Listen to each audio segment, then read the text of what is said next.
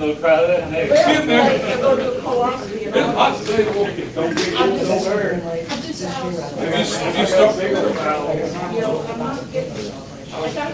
Have you started George Jones yet? Who's over? Ain't nobody. No, I mean, have you started bailing? Anybody started bailing on that? Well, I figured I'm gonna head your way. Jason said you came calling for the race. I've been living at the doctor. I have agendas here. I'm Julie tonight. Okay. Got your sign? Thank you, sir. I'll pass back. No. He's working on getting sober though. He's got to shake. This is over here. You got hot over upstairs in that barn today. None of them are super cold.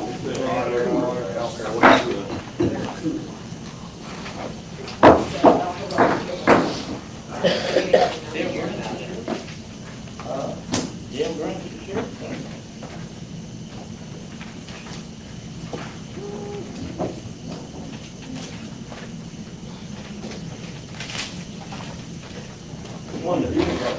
Bring one of these boxes. If y'all notice, they're Narcan boxes around town. Anyway, just gonna leave that up there. I'll talk about it in a minute.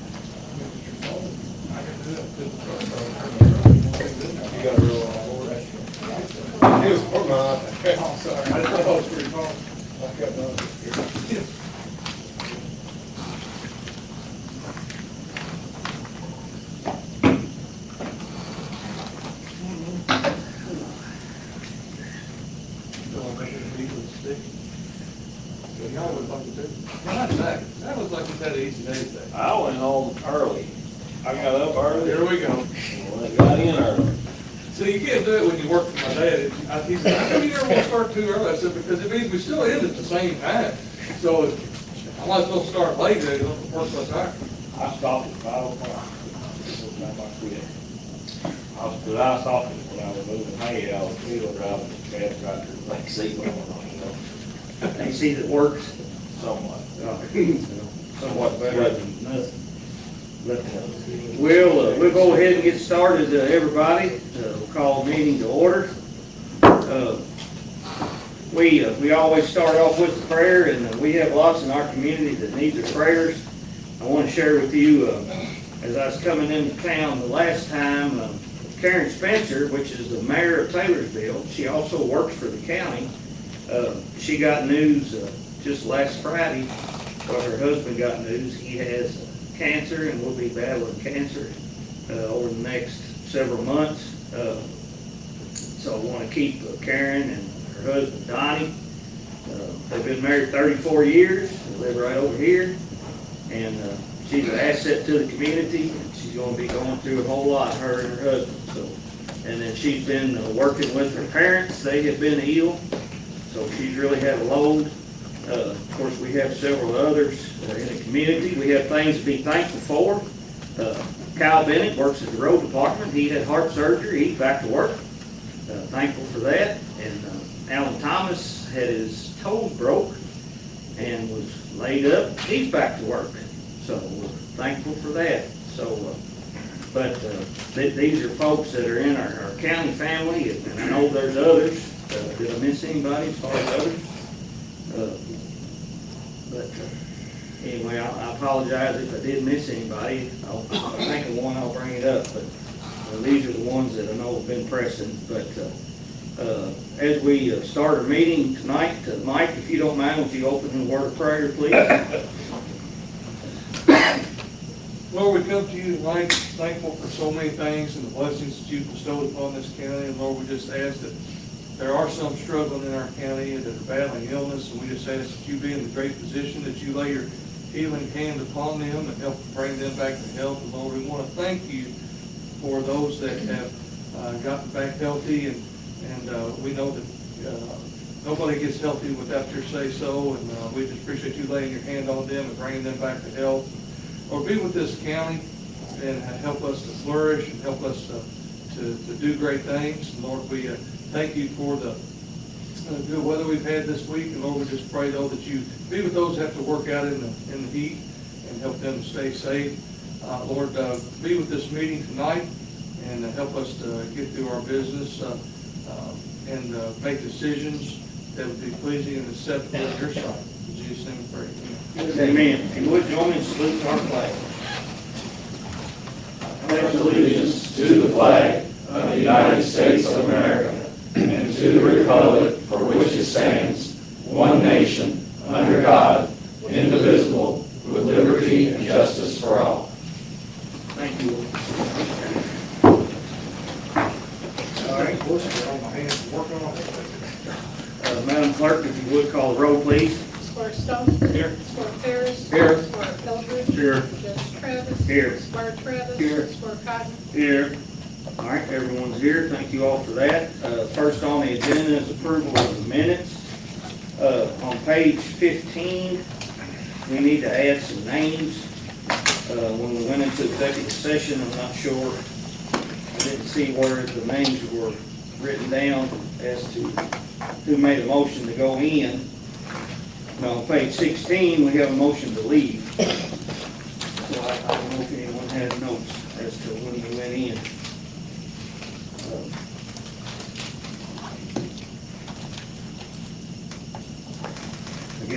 I guess I'm kind of looking at Lynn and Cheryl, if y'all have any notes to. The motion to go in was made at, which date are we looking at again? 6/3. The third. Yeah. Yeah, and on page 15, it says executive session there at the bottom, and I know that's when Lynn handed off to you, Cheryl. But, so we went in executive session, I guess at 10:42, but it doesn't say who. I'm gonna look and see if I got it in my email. I know I got it at the office. Okay. We'll need to, put the names as to who went in and how the vote went, and then the second page there, page 16, it talks about when we left the executive session and who adjourned.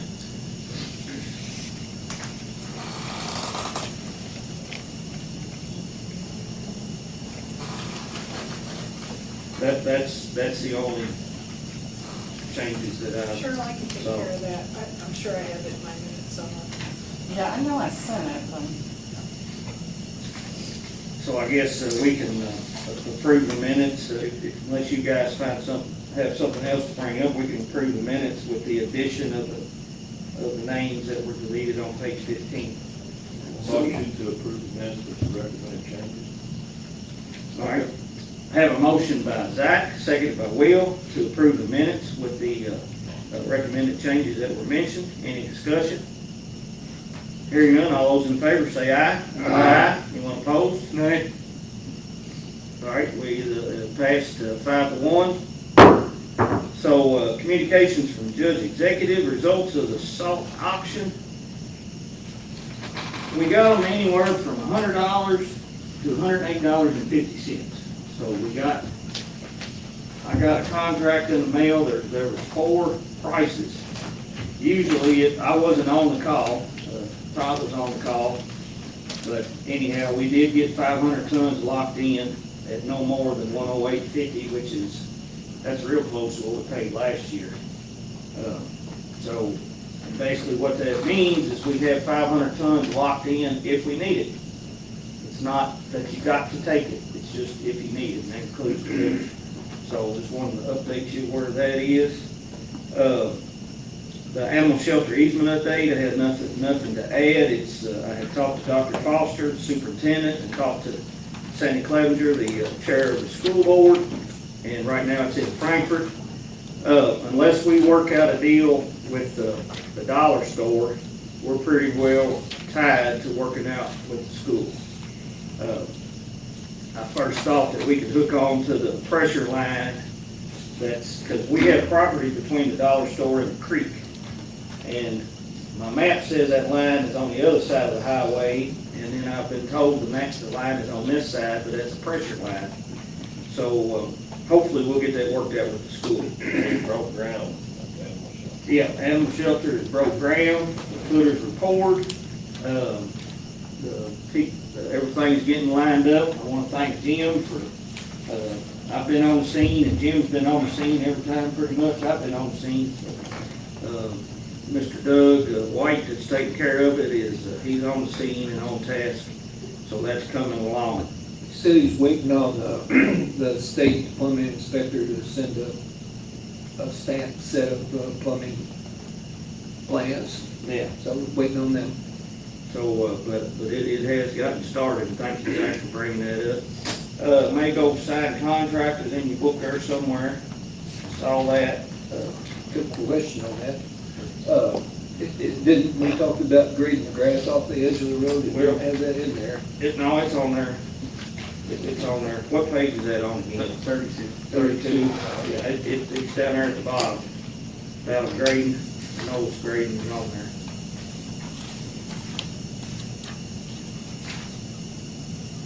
Remove any solid grass along the edge of the roadway. It's in the fine print, okay. Yeah, we down at the bottom. So we got that done.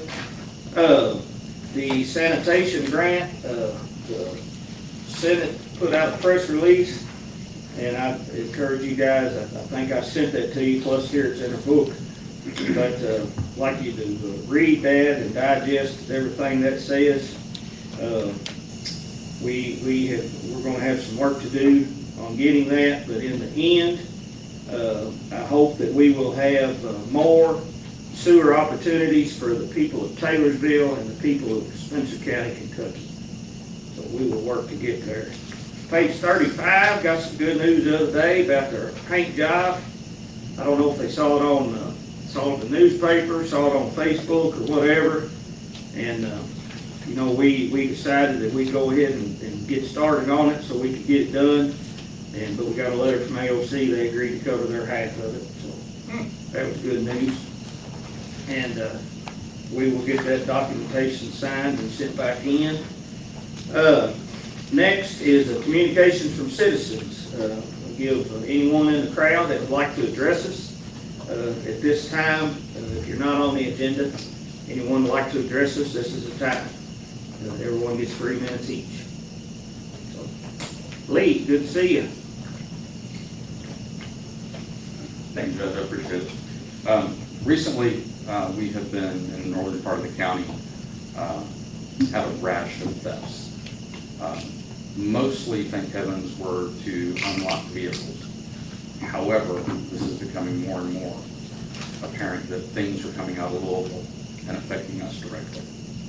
I'm curious as to what the county plans on doing to take care of those of us in the northern part of the county. Because, I mean, I got hit myself. It concerns me, especially because of the incoming influence that's coming out of Louisville. There's a lot of folks up there that aren't happy, and just wondering what the county's planning on doing about it. Thank you. Thanks, sir. And we will address that in just here a little bit. Thanks, sir. Thank you. Anyone else like to speak? Anyone in the audience? All right, I'll close the communications from citizens. Next, Angie is in for Julie tonight. Glad to have you, Angie. We've only got 2 first readings tonight, unless we're gonna have any second readings, so we'll just be to figure it out. We'll go to the next meeting on. The first application was David and Mary Limke requesting Ag 1 agricultural to Ag 2 agricultural on 7.709 acres located 1860 Plum Creek Road. Commissioner Travis recommended to rezone the application of David and Mary Limke from Ag 1 agricultural to Ag 2 agricultural on 7.709 acres located 1860 Plum Creek Road. The comprehensive plan recommends low density residential. Change will allow the comprehensive plan. There was no one here to speak against the application. Commissioner Deacon seconded that. Assistant admin helped me call the roll, motion carried. I have a comment. So Ag 2 in our ordinance says minimum tract of 10 acres. For Ag 2, it's 5 to 9.9. Ag 1 is 10. And that's what they're doing, is making these into compliance, because they're Ag 1 Okay, now. my pages They're mixed up. dropping below the 10 acres, so that puts them in So Ag Ag 1 is the, yeah, because I've 10 or got, above. I printed off a bunch of them on my printer and they were all falling on the floor or something. Oh. Sorry. That's okay. No problem. All right, the second application was for William and Linda Middleton, requesting Ag 1 agricultural to Ag 2 agricultural. Tract 1 contained 5.82 acres and tract 2 contained 6.61. The location is in the 1200 block of Drake Ridge Road. Commissioner Hunt made the recommendation to rezone the application of William and Linda Middleton, requesting a zone change from Ag 1 agricultural to Ag 2 agricultural on tract 1 containing the 5.82 acres, tract 2 containing 6.61 acres located at 1200 block of Drake Ridge Road. Recommended land use map in the comprehensive plan recommends medium density residential. The change would be in compliance with the comprehensive plan, and there was no one there to speak against it. This would be subject to a correction to the name of the adjoining property owner on the survey that needs to be corrected before the survey was recorded. Commissioner Deepin seconded that. I called roll and the motion carried. And they just had a wrong, I guess, took from an old application, a wrong name on there, so Julie's got no, she's not signing that, so that is corrected on there. So, that's it. All right, thank you all for the first reading. Any questions for Angie tonight? All right, thank you. And again, thank you for putting these maps in here, and I'm gonna start asking this question. You don't do anything with regulations, right? No. Because we're just not, okay, I see it's still on the agenda, I told you, I said, No. I mean, she said she'd let you know they're still working on those, and we have meetings Thursday to go over those again. Now, as we go forward, none of these two are near the county line, correct? On these two? Yeah. I know they're not. No. We're gonna make a habit of that I as understand, we so. move forward. So, Okay. And like I said, we'll talk about the wineries again Thursday in our meeting. okay. All right, and kind of give an update, I talked to Julie, of course, I talk to these guys every week, but as we move forward with the regulations, we probably need to have 3 different types. When you talk about spirits and breweries and wineries, you have winery regulation, brewery regulation, and then distilleries regulations. It's 3 types of alcohol, and it has 3 different rules. So I think Julie we landed on, we're gonna split them out. Because if you try to make one for one, then it messes up the other. So, but that is in the works still, and it'll be more as we go along, be more coming up. We have the sanitation district minutes after the zoning minutes there. So, and that was the move to the minutes from like May the 7th, I think. And I know they've met since then, because I attended the last meeting. Next, under old business, if you look, go ahead, Zach, I'm sorry. Just got to bring up under equipment, just for the court to know about. We've had 2 tractors go down to the road department. They got the one loader tractor that we were using to mow at Jacoby's right now. Initial diagnosis, we only got 2 mechanics working at Jacoby's right now, but the initial diagnosis is saying heat injectors. We're gonna, look into that a little bit more, and I'll get back with you on that. That was that, and then the one mower with the side mower on it, that tractor's down too. They had to haul it in. They don't really know what, well, as of before I come in here this afternoon for the quit today, I hadn't heard that they figured out what was wrong with that tractor right now. So they're kind of in limbo, wanting to know what we're gonna do. Yep. I've been giving it some thought. We've got both rear mowers in, the red one and the green one. And they've been running the bush hog mower, and that's what Todd was saying this morning, they were real tickled with it, how quick it's just one mower, thinking they got through pretty much all of Mike's district in a day, where it was taking about 30. Work district. So, So I think it's gonna pan out that we've made good moves buying these pull type mowers from the rear. Like he just said, I talked to Todd, I haven't talked to Todd today, but talking to him last week, he was informing how good and how quick they was getting along. I mean, when you ask him, say, hey, what'd you get done today? And he used to say a road or two, you know, now it's like I get tired of hearing, not tired, but he tells a lot of roads that got mowed, which is a nice change. It's a nice change. But what we may need to do, and we don't have to decide tonight, it's just something for us to think about, is we need to probably look about getting a tractor or two, and you can probably get 0 interest. We could probably, and then we would have a long-term warranty. Well, what I would, All these tractors just run out of warranty, right? Just, yeah, well, the good news about this injector on the loader tractor, so we we can fix it. no, well, they're saying because of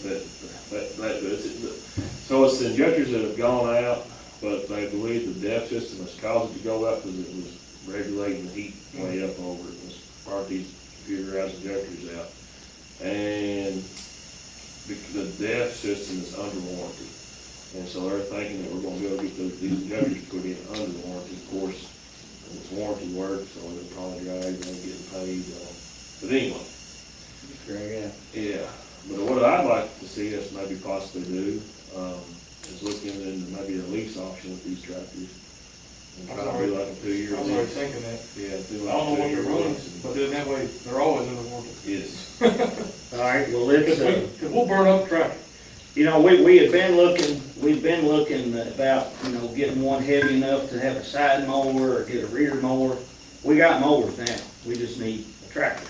That's the thing, we own the mowers now, we don't have to worry about the side mowers and all that. Because Todd, and of course Todd said something about that, you know, he would like to maybe keep the side mower from some of the roads because the mowers are wider and, which, I mean, the people that we got quoted here for Scorp's mowers, and that's what they mow with, to take the road, so we'll just get some signs, put signs out saying it's some mowing on it, you know, just to play caution, but, you know, we got these new mowers, I think going to the leasing tractors would be the best option now and then. Todd has already kind of dug into that a little bit, because me and him's been talking about it.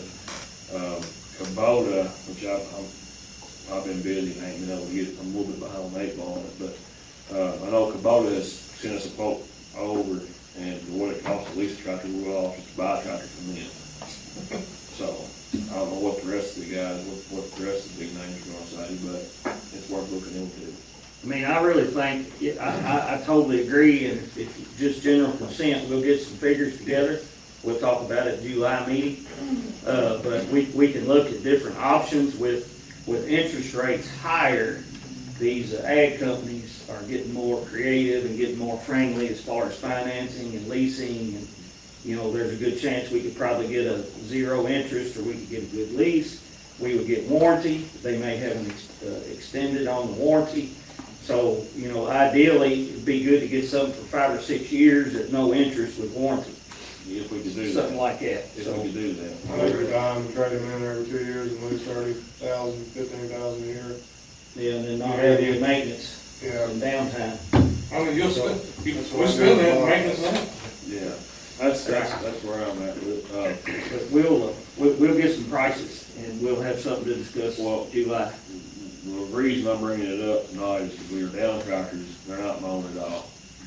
So, Well, they could cut tree limbs on Murray Road, there's plenty of them. well, I know that, but I'm just saying, they're just, the rail motor ones last night too. So just bringing it up, letting everybody know, that way you get calls, complaints, what's going on in the situation. Tractors are down. Tractors are down, don't know if you're gonna, you know, probably gonna be a few weeks before they're back up and going again. He is running the little 0 turn, doesn't know what they can do, but, It's got a nice old 1086 set up there in the ball. well, Backup tractor.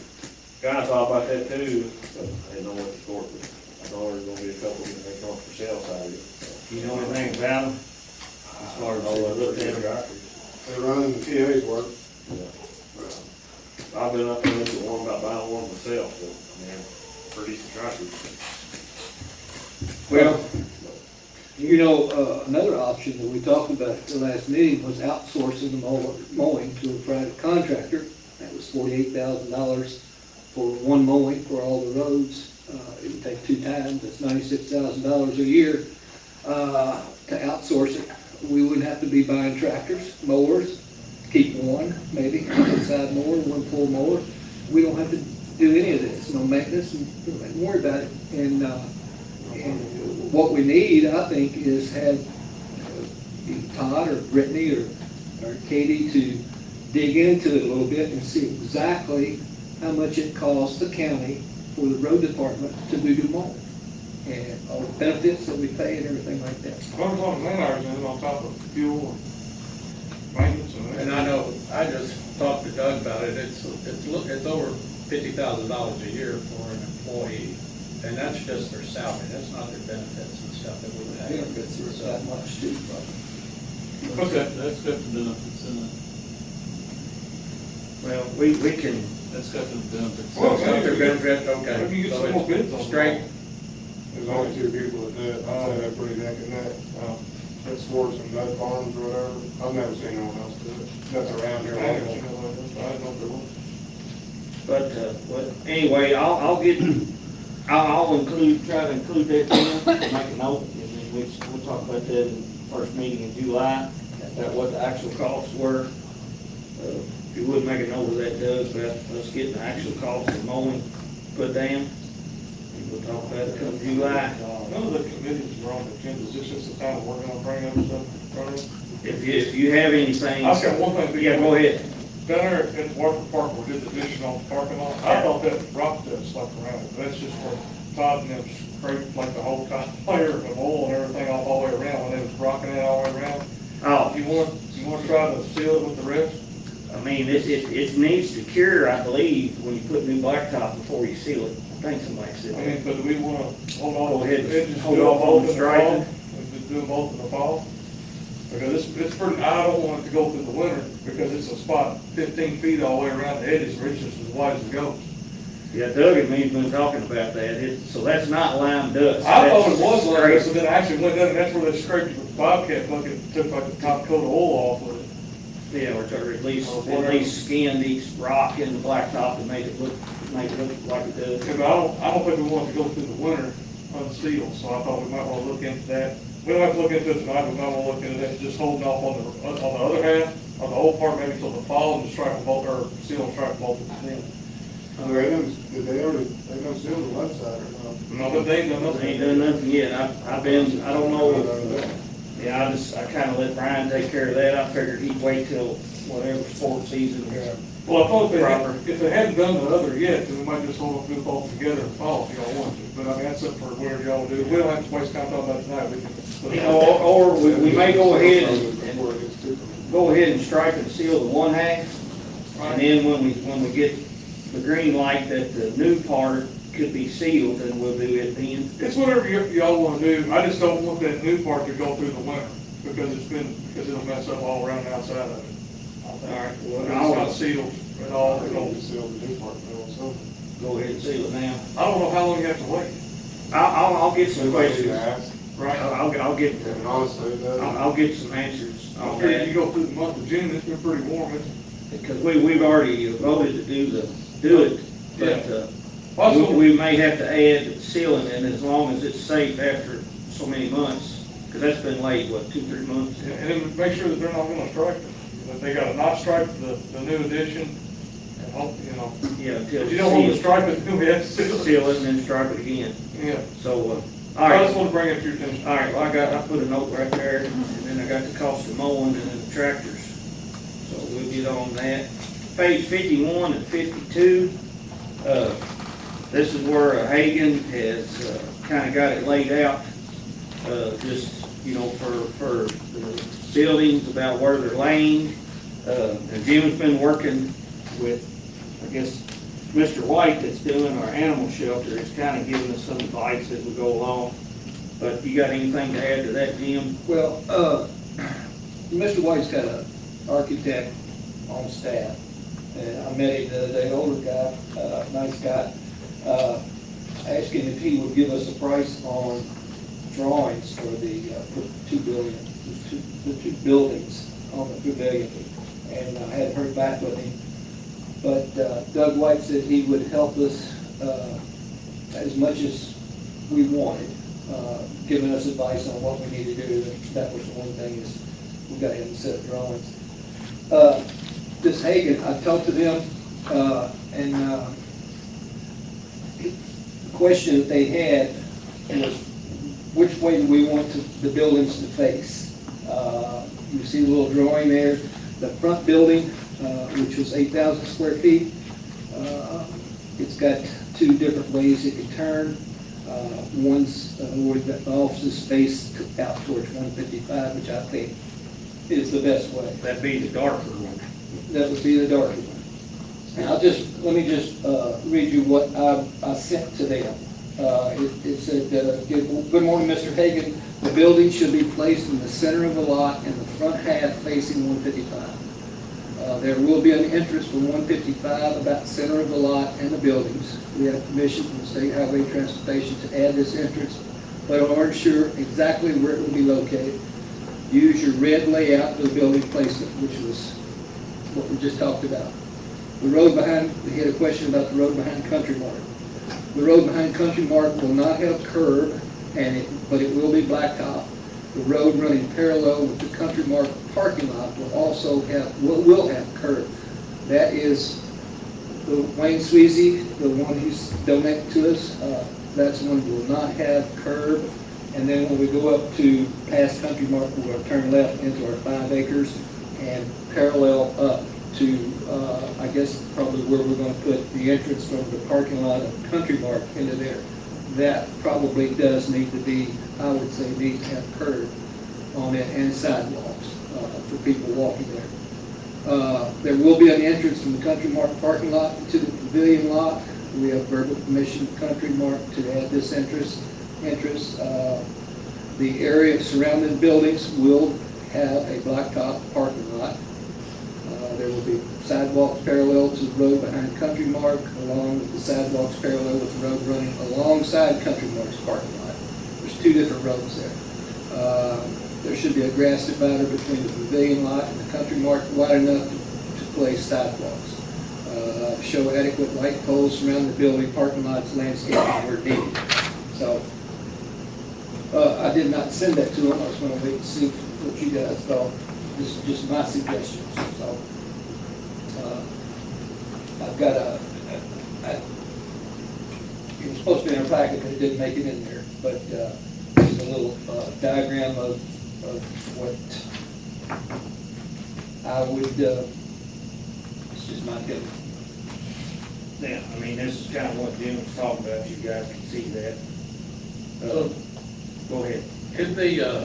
Is the yellow one on here, isn't that the front of the building? Because those little outlying pieces are like storage and stuff like that. No, the 4 bump outs Yeah. are, the 2 front ones are offices, and the 2 back ones, Okay. one's kitchen, one's bathroom. Okay.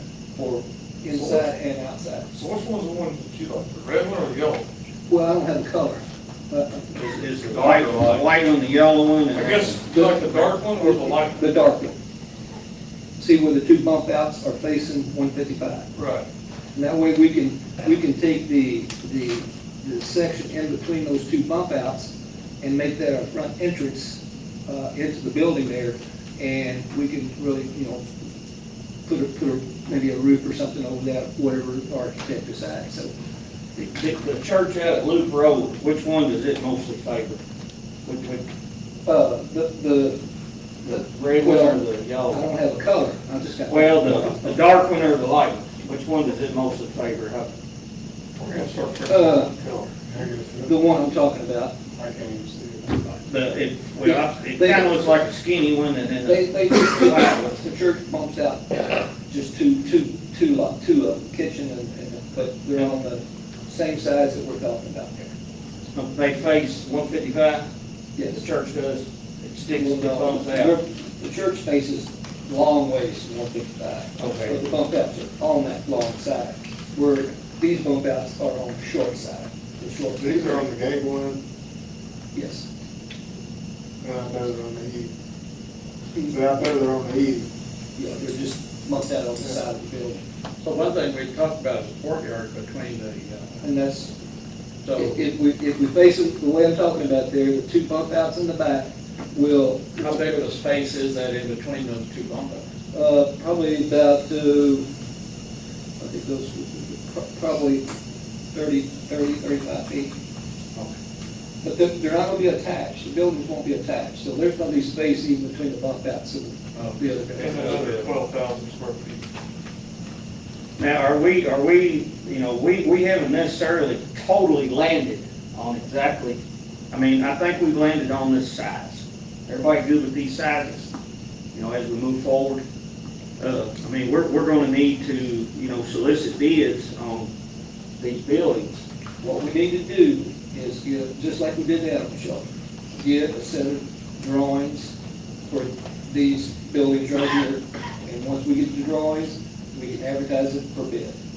Just, and so I got this straight, the 12,000 square feet, that's the open air, like, pavilion. Roof on. Yeah. Open on four sides. Yeah, roof only, the rest is fully enclosed. Right. Gotcha, okay, I thought that's what it was, just one of those. If everyone's good with the size, you know, we can always shrink that. This site plan wise, gotta be as big as wherever we're gonna get it. Yeah. So, you know, if we decide we gotta shrink it some, the site plan's really not gonna. I think it's the biggest one, like, Oh, for sure. I'm not sure that we'll make it that big. When you start getting Well, prices. you know, the thing about it is we have to make a decision on what we're gonna do. So Hagan can go ahead and finish your site plan, and then we'll have something to, show the architect what we, you know. I think what you got, what you had wrote there, Jim's fine. Yeah, I mean, I like what you're proposing, I just say go forward with that. I think so. That's my opinion. It's the most Send them an common email. sense, logical thing out there. All right. I mean, we good with, Hit the send button. take the next step to, you good, Jim? I'll take care of it. All right. Then I'll work we'll with it. decide that we're rolling, so that's good. I'll get a cost on what the drawings are gonna cost. Also on the cost. The cost on the drawing. Now, back to page 51, we'll go ahead and transition into the land donation, and Corey and I have been discussing, and we're almost ready to vote on it tonight, but so you'll have it in your mind, on page 51, if you see the land behind Country Mart, where that darker colored road is, you know, that'll be the portion of it, and then it'll extend the same width behind the property that we own. That'll be the balance of it. But Corey, I'll turn it over to you. Tell us where we are. Had a chance to discuss with Mr. Sweezy last Thursday. Only thing that will remain is the assignability. He had a contract with the owner of the Beehive property to lay sewer and water lines. So Mr. Sweezy's going to look into, and that's what we're looking for, is just whether or not that's assignable. He's fine to assign that interest to us, and then Beehive would run the water. I think it was 6-inch water on the Beehive side of the proposed road for this donated land, and then 8-inch sewer line on the Country Mart side of this proposed road. And then the road that we would build would be from Industrial Drive, which would be on the Country Mart side closest to the recycling center, all the way across through what's tract 5, which is the new 5 acres that we want. So Because that road's gotta stop at the end of our property, is that correct? the road will go to the end of our property. Yeah, all the way up to the end. It'll go on past. Come with far, and it goes across the whole back of our track. Yeah, it'll go beyond Yeah. where it ends here, up to here. Gotcha. So what are you saying? Put that in layman's terms. Yeah, so He's about ready. yeah, basically we should be good to go. Just waiting to see if the water and sewer, if that contract right that he has with them, if he can transfer that to us. That's really the only main hitch. But other than that, the donation of the land to us, and then the road being built from Industrial Drive all the way through the end of the 5 acres. That's what the agreement would be. Right. Now, their land, water lines, sewer lines, they've probably already got them all done for Beehive right now. Yeah, but those are not the ones that would be laid, it'll be in addition to those. It would be an addition, and that would be, my understanding, through the length of the roadway to the end of tract 5, our property. All right. That would not be something that we would have to lay either the water or the sewer line. It's on our, That would it'd be be on us, That'd right? be on somebody else. Yeah, it'll be on our property, but not on our pocketbook. Right. So, But anyway, we've got some good movement on that, and hopefully July 1, we're gonna have a big meeting on July 1. So when do you think this will all be okay for a lot, ready to get that? July 1. So can we have a short meeting tonight? We're gonna have a big one on July 1. All right, next, under new business, EMS, Chris and Robert. Y'all are up, page 53. Well, thank you all. Thank you, Corey, for working on that. Cheryl and Corey, your office, and all this is coming together. In your packet, you'll see on this, people for new hires. One is full-time, the rest are part-time. Would you like to go through those individually or as a whole? I don't know, I can't do them as a whole. We'll read them and then do them as a whole. Alex Earnshaw is a full-time EMT at $15 an hour. He will be filling one of the empty 24-48 spots that we have. Brandon Griffey, he's an EMT currently, he's just finishing paramedic class, but it's $16 an hour as an EMT. Andrew Pittman, $16 an hour as an EMT. Edward Whitworth, paramedic, at $18.25 an hour. And Austin Gerstler, I believe I said that right, at $18.25 an hour, also as a paramedic. And all of those are, of course, pending the result of the Hiring hiring requirements. requirements, correct. There you go. All right, we have a recommendation to hire Motion to 5 approve. individuals for EMT. Motion to approve 5 individuals pending their hiring requirements. Second. All right, we have a motion by Zach, second by Dan, to hire the 5 individuals that Chris read for EMTs and paramedics, some part-time, some full-time, as the schedules, pays that were written. Motion and second to approve hiring those. Any discussion? Your full-time guy, is he working full-time somewhere else? He works for Louisville Metro currently. He lives in Solid Farm. Is he gonna work both jobs No, full-time? he's leaving Louisville. Okay, yeah, that's fine. Okay. Where does this put you as far as your total employee? Are you up to date? Like 150. Do you have any more vacancies?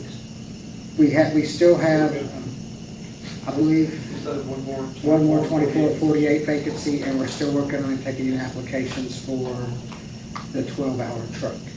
So we haven't even hired the first person for that yet. So we still have that application process on it. That's gonna take just two people? Four people. I think on the new shift, you're still looking at the 9 to 9. Either 8 to 8 or 9, 8 a.m. to 8 p.m. or 9 a.m. to 9 p.m.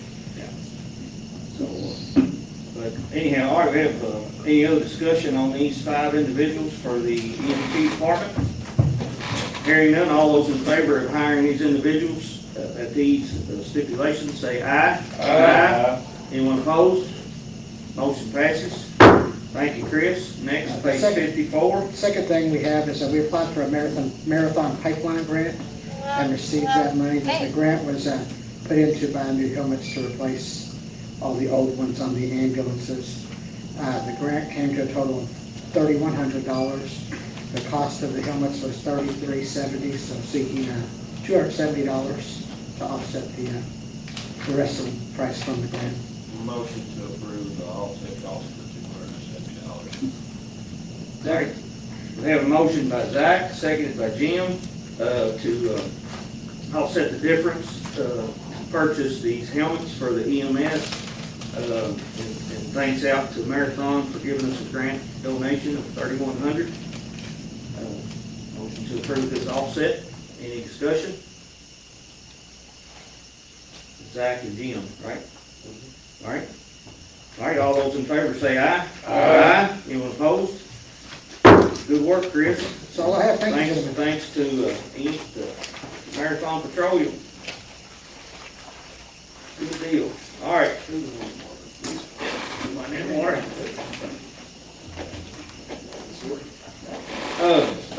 Page 56, I had a meeting with Charlie Tishner and Connie Jeffries from the Fair Board. This is the most loaded tree census I've read on it. The other day, and they had a good tractor pull this spring, and that helped the finances some.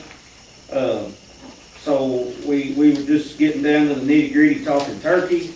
You know, we made a donation last year to help the fair out and get back on their feet, and I think that has paid dividends to them. So it was more of how can we help, what do you need? And of course, the building, they had been renting the building out. And I have had sports groups ask if we had places that they could use in the wintertime. So last winter, they already had it rented out for like boat storage or something. So it wasn't available. But they suggested that they could make that available to us if we would like it. And I thought that was favorable.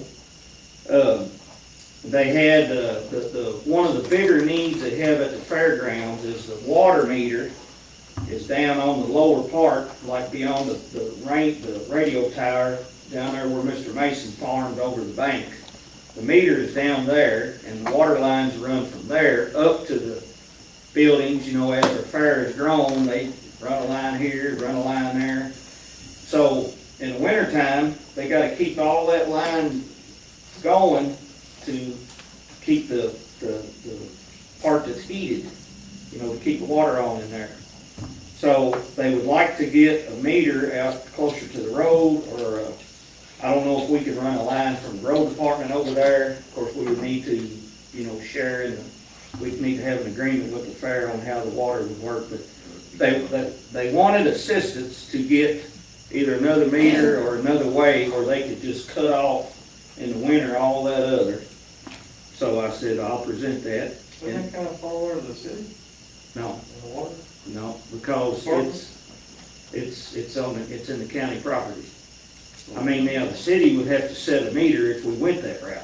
Why can't you just, wherever that key's off, put a shut off right past it? Well, the meter is all the way down. Is the meter on fairgrounds or on, Brashears Creek? It's opposite Fairground Road. It's not on Brashears Creek either. They said it's on It's back in there behind the yellow barn, back in It's in the middle of the property? somewhere, yeah. no, it's between the concrete plant and the fairgrounds. Yeah, It's on that end of the fair. yeah, it's in behind the road Meter. barn. I see.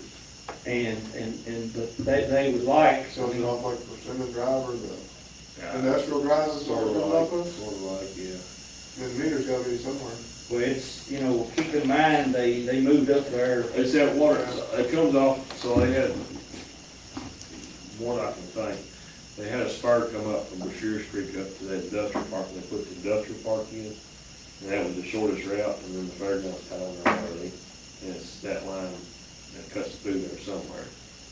They don't want to do away with that, but they want to do away with it, you know. So they after want a water August. meter and a 1,000-foot line, 7 meter out Thereabouts. by the electricity to go Yeah, to. and then they have volunteers that if we could do some sports there, would volunteer and help do some of that. Now, we'll have to, you know, get a meter from the city if we go that route. And then I don't know, see, we already got water at the road barn. I mean, we could run from the road barn over there and then estimate how much they use and get a reimbursement or a donation. Spending $1,800 for a meter. You know, you're gonna save that. But their request was, help us with the water. And then also, we helped them last year, and we helped them in the spring, with manpower and equipment to run the tractor pull. And they can rent a SkyTrack and do it themselves for under $2,000, they said, they thought. So basically, I kind of put it all into a package here. A good offering, and I would suggest, and I'll put it in the form of a motion, and then we can discuss it, but, you know, I'll make a motion that we assist them with getting their water to the main building from the front, and we bush hog the part that we don't already mow before events for them, and we donate $5,000 Of course, they're gonna use that to get the SkyTrack and not be asking us to help them. So that'd be three things, basically, helping them with their water, giving them $5,000, and then mowing part of the fields that we don't, see, we already mow everything else. Brian and them goes up there and mows it part. Are they not gonna let someone cut hay up there anymore? Is that the plan? No, I don't. What happened back in the spring is, on Saturday morning, when they had that tractor pull, Connie called me and said, do you have anybody come up here and mow? Like the pool was that night. And I thought, that's pretty short notice. But they didn't think it had grown as tall as it had grown. Of course, it was warm in spring and it grew. Well, they come in with the big trucks, hauling tractors and trailers and all, and the grass was too tall to want to walk in. So I called Keith and I said, hey Keith, you got anybody on today's Saturday? You got anybody that can help us out? Keith and Dakota went up there and mowed it off for them. And that way they could get in there and have a successful event. So, How much more are you talking? just 8 acres. tops. We already mowed the rest of it with lawnmowers. Well, I'm just saying, if like, because they're gonna want that mowed like every, push out like every 3 weeks. No, we just mow it before events. Like, we'll mow it before the fair. If they have a pool, we'll mow it probably a couple times a year, So they'll still let someone cut hay up there? I would think. So, but anyhow, they rolled it all together, and, Somebody cuts hay up there now, but they called me a couple of years ago, they want it cut before, but it's so early, you're cutting hay that's only this tall. So I imagine the person, whoever does it, I'm not sure who does it, so I'm not gonna go cut 10-inch tall hay. I mean, it was April. Nobody's cutting bale hay in April, so. Well, I'll second your motion. All right, but in all this, what I'll do is I'll go, if this passes, I'll get with Charlie and Connie, and we'll discuss the options with the city as far as getting a meter. Maybe they can help us out some. But we'll figure out a way to, keep the fair going. Last year we gave 15,000. So this is way down from there. Well, not really, rodeo. Not really. By the time we buy $2,000 water meter, and then we spend man hours bush hogging, and then still give them $5,000 on top of it. Not really. We were helping them do that anyhow, so. But I'm all for it. I would kind of like to, just how the motion says that, assist in water. I'm good. I'm just kind of like, gonna get your number put together to kind of present it Yeah. again. I mean, there will be enough volunteers probably, someone might run the water line. And kind of like the archery and some of the youth sports that just don't have a place.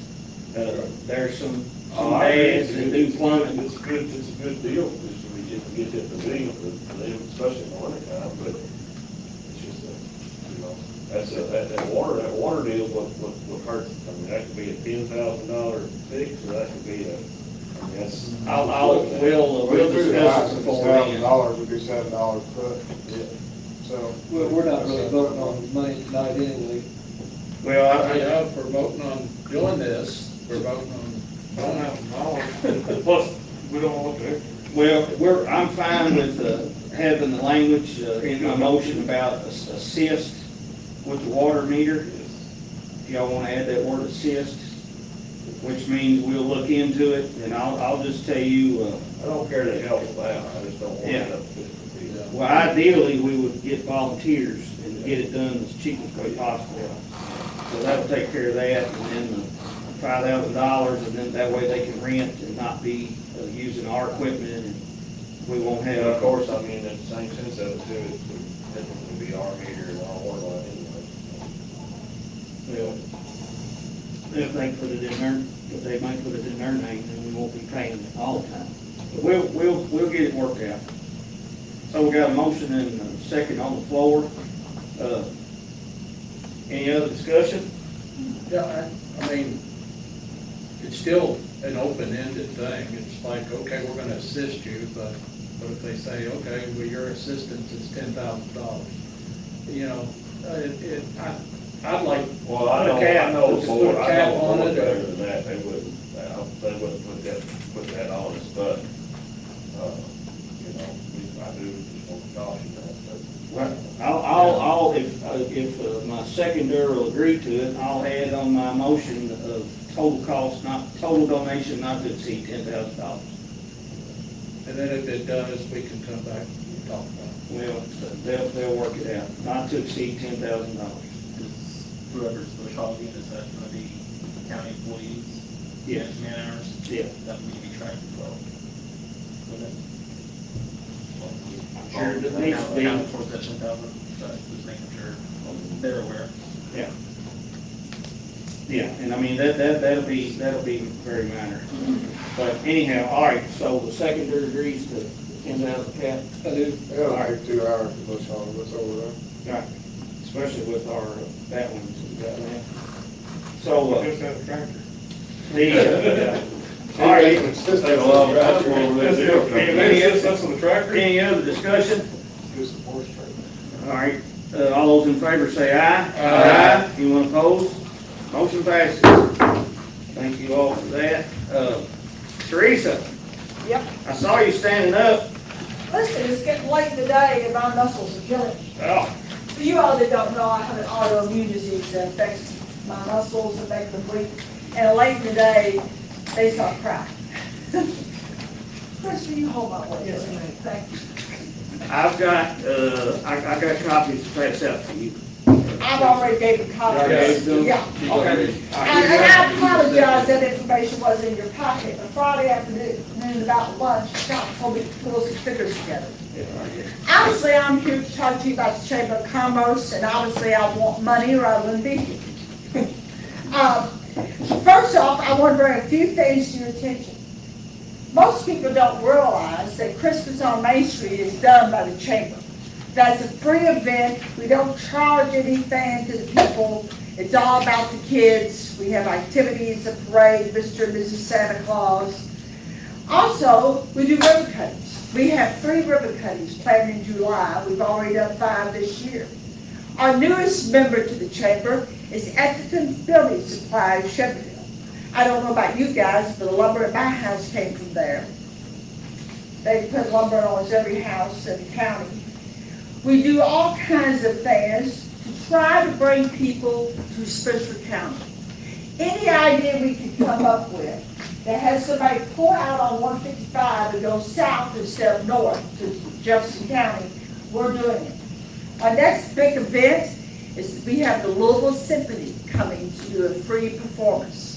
I checked this morning, 652 people in this county have already gone in and got their free ticket. Now, Jim holds what, 1,000 people? And we're still 3 weeks out. So we may get a sold out crowd. But that brings those people to Taylorsville on a Friday night. While they're here, maybe they'll eat supper in town. Spend money in Spencer County. We also support our nonprofits. We support them with publicity and we support them with money. Every year we give $500 to a nonprofit in this county. Everybody gets their turn. This year it goes to the Friends of the Library. We've done Habitat for Humanity. Everybody, Friends of Taylorsville Lake. And we try very hard to do things that will support businesses. We try to give our members an opportunity to get as much free advertisements as they can. Scott, I'm going to pick on your daughter, Danielle. She opened the Bassett Barn. We went out and did a ribbon cutting. Danielle decides she's going to have some Bassett classes. She emails that information to us. We'll put it on social media free of charge to her as a chamber member. We'll put it in our buzz feed. Our buzz feed came out for June last week. First day that popped up, the Small Town Tavern. Good eats, good drinks. They're having 2 special events there in the next couple of weeks. Free advertisements. People say to me, what's in the chamber do for me? Wrong question. What do you need? What does your business need? We do a variety of things. Do you need a job coach to come in and help make your business more profitable? I can hook you up with a free one. You need a small business loan. You need help writing a business plan. We've got all kinds of names, phone numbers, and contacts. I'll tell you a quick story. When I was living in Bowling Green about 35 years ago, I had a gentleman come into my office. I was working for an agency. They help disabled individuals find employment. He comes to my office, he flops down, he says, I'm here on whatever free service you got. I said, well, what do you need? Well, I want your free services. Tell me about it. I said, no, we need to talk first about what you need to get you into employment. And then I'll plug the holes with the services I have. He called me a name I won't repeat now. That's kind of the way the chamber is. Don't come say to me, what are you going to do for me? What do you need? Scott used to run a business. And Scott sold toys.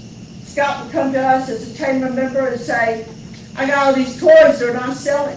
Well, we'll sit down there, run a video, put it out, get it in the Fiscal Living magazine. They give us 2 pages in the Fiscal Living magazine every month. That goes into 4,000 mailboxes. We got a deal with the chamber. We do a ribbon cutting, you're going to be in the paper free of charge. So the question is, what do we do for you? How do we show growth? Let's talk about the beehive that's coming to town. In case you didn't know it, the only reason why we got a beehive is because of the Chamber of Commerce. 2 years we worked to get the beehive here. Have you seen any benefits from that yet? No, they haven't opened.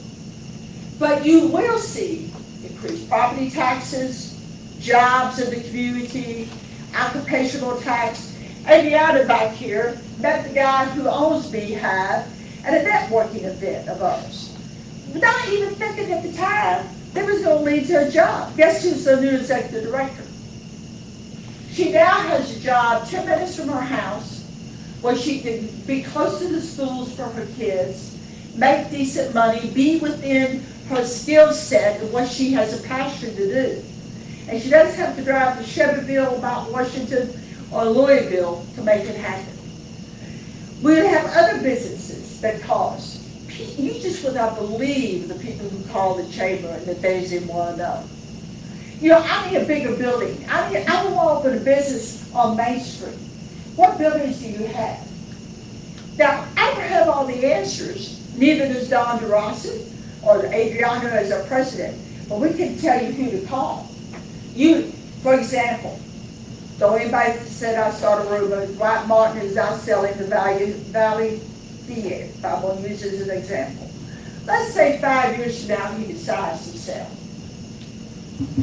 Do you know that if you buy it as a nonprofit, there are grants you can get because it's historic to fix it up? If you are a for-profit business, you can get all kinds of historic tax credits. I can't help you apply for those grants, but I can make a couple phone calls and then tell you who to call to get that money. The chamber does a lot of different hats and a lot of different things. Now, we are broke. We're always broke. The chamber's been around since 1959. Doug was treasurer for how many years? Oh, probably 20 plus. Did you ever know the chamber to have any real money? As soon as we did, the air conditioner go out or something. Yeah. Every dime we get, we immediately plow back into this county in some shape, form, or fashion. You know, think about it. We got almost 700 people that we know will show up at our high school on Friday night instead of going somewhere else to hear the Louisville Symphony. Maybe classical music's not your thing. But the thing is, we're getting people to come this way. Shakespeare on Main Street brings 150 people. I love Shakespeare. They're doing the Macbeth next year, my favorite play. They have witches and boiling oil and blood and daggers and murder. It's great. But Shakespeare is not to be read. Reading a play is boring. Watching a play is a whole different ballgame. The businesses on Main Street, then, as they set out here, they get to see what, I didn't know that was in Taylorsville. Jason Brown stays open both years. We've had Shakespeare on Main, and after the play, he's making money. because people are in his store. He loved Shakespeare all night. We have reworked our budget. We no longer pay a bookkeeper because we got to rethink what we're doing. You know, you can only throw it on the wall and have it stick for so long. So we no longer are paying a bookkeeper. One of our board members has those skill sets, and she's doing it free of charge as our treasurer. We reworked the salary of our executive director. So we've actually cut our budget about 20%. We're trying to come up a way to use all the money we get to plow back into the county instead of into our pockets. Also, you all been to the groceries. Inflation has hit. Things ain't cheap, boys. And we're not renting out the chamber as much. So we are cutting a fire sale for July and August, kind of figuring a half a loaf is better than no loaf, see if we can bring in more money. We've lost a lot of revenue off that this year. And we are concerned about that. So we're lowering our prices, going to have a sale, give people a chance to come do something at a price that they can afford right now with the inflation. I want $10,000. I've been told through the grapevine that the feeling is you'll give us $5, and then we're supposed to show growth and come back later in the fiscal year and ask for another $5. But show growth. That concerns me. I gave that a lot of thought over the weekend. Now, we're all farm kids or farmers in this room. You farm your soybeans. What's your yield for an acre? 50, 54 bushels an acre? Thereabout? Hope for. You hope for, yeah. You're leasing my farm, Scott. You come to me and you only got 45 bushels an acre. And I say to you, Scott, if you want to keep my farm, you're going to have to increase your yield. I got the land out here, I got topsoil that's 2 feet deep. I do have topsoil that's 2 feet deep. And, you know, you got to do something. Next year he comes back and he can show me concrete figures if he increased his yield or not. But the chamber deals with people. It deals with relationships. It deals with the fact that I will go up to somebody and talk to him and make a connection with him, but it may be 2 years before that connection pays off in terms of helping Chris's job or Chris's business or helping the county. So I'm not real sure, Scott, when you say to me you want me to show growth, some ways I can, but how do I really show you in 6 months a lot of growth? So I'll make a deal with you. I know you're in charge. If you don't only give me $5,000, I'll go home and smile on my face. But you need to give me 10. And I'll make a deal with you. You give me $10,000, I promise you I will not be in front of this court again for 2 years. You all will not have to look at me. You will not have to talk to me. I will go away and say nothing. But this is about, just like with the fair board, it's about investment in the future of this county. I told at the chamber 25 years ago when I moved home, this county is going to change. And somebody out there with a lot more money or a lot more influence than any of us is going to discover Spencer County one of these days, and they're going to take over. And we're going to get dragged down the track behind the caboose. I'd much rather us all be driving the train and see that the changes in Spencer County are the changes we want. That those good things that we all like about Spencer County, those things that had me move home after being gone for over 30 years, stay here.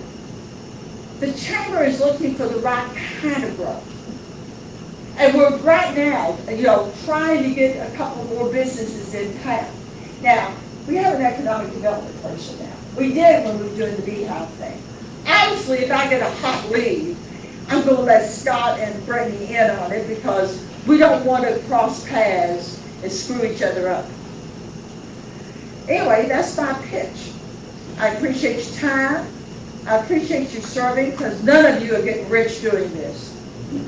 And it's because you care about the community. So again, I appreciate your time. And do you really want to see me next year or not?